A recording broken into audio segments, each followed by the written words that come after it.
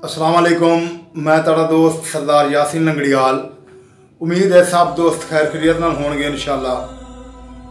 काफ़ी दिनों बाद आज मैं एक पंजाबी नज़म लैके आया तुहाडी खिदमत उस्ताद कासिम कालवाना दी। वीडियो पूरी देखो। वीडियो ते नवें आने वाले दोस्त चैनल ज़रूर सबसक्राइब कर लेना और बैल आइकन ज़रूर दबा लेना ताकि आने वाली हर वीडियो का नोटिफिकेशन तुहानूं मिलता रहे। बहुत मेहरबानी, बहुत शुक्रिया। चलते हैं वीडियो की तरफ। उस्ताद कासिम कालवाना साहब लिख दें कि लिखारी हाँ मैं हक सच दा सजा हो सी तकी हो सी।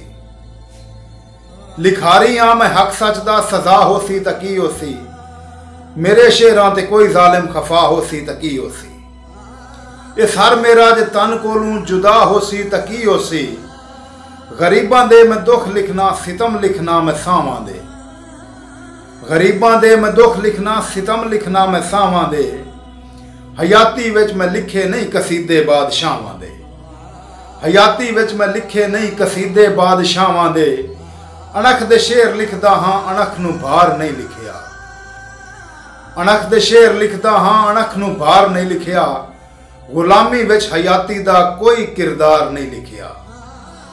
वडेरे ठग दे डेरे नूं कतन दरबार नहीं लिखिया।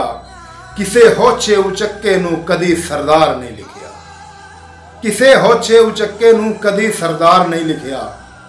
मराठां दा लिखारी हाँ मैं पग नूं ताज लिखदा। मराठां दा लिखारी हाँ मैं पग नूं ताज लिखदा हाँ। किसे बनरी दी अजमत लई हया नूं दाज लिखदा हाँ। जदां मजदूर भुखे दी अना विके तकी लिखां। जदां रोटी दे बदले विच हया विके तकी लिखां। किसे मजबूर औरत दी अदा विके तकी लिखां। जदां गर्जां दी मंडी विच भिरा विके तकी लिखां। तदां नगरी दे वाली दी कमीनी गर्ज लिखदा हाँ। मैं रत दे नाल वर्के ते बगावत फर्ज लिखदा हाँ। तदां नगरी दे वाली दी कमीनी गर्ज लिखदा हाँ। मैं रत दे नाल वर्के ते बगावत फर्ज लिखदा हाँ। मैं लिखदा बम धमाके विच किसे दे बाल ना मारो। मैं लिखदा बम धमाके विच किसे दे बाल ना मारो। किसे दे वीर ना मारो किसे दे लाल ना मारो। वीरावां नूं कैद करके वीरावां नाल ना मारो। ओए यजीदी पेशवा बन के नबी दी आल ना मारो। ओए यजीदी पेशवा बन के नबी दी आल ना मारो। मैं सद लिखदा हाँ भैणां दे मैं लिखदा वैण मावां दे।